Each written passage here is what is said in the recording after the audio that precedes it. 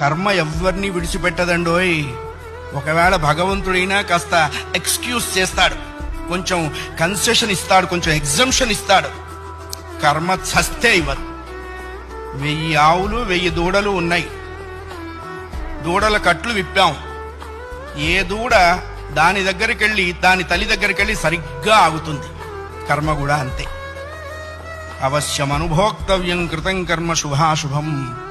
వండిన అన్నం తినలేకపోవచ్చు, చేసుకున్న కర్మని అనుభవించక తీరదు.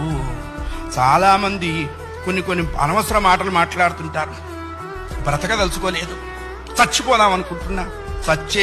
చావుడేటువంటిది ఏదో ఏటీఎం కార్డు పెట్టంగానే డబ్బులు వచ్చినంత ఈజీ అనుకుంటాడు. నువ్వు అనుకోంగానే చచ్చిపోతే నువ్వు చేసిన కర్మ అంతా ఎవడు అనుభవిస్తాడు? కర్మానుభవం అనుభవించడం కోసమైనా అది నిన్ను బ్రతికిస్తుంది.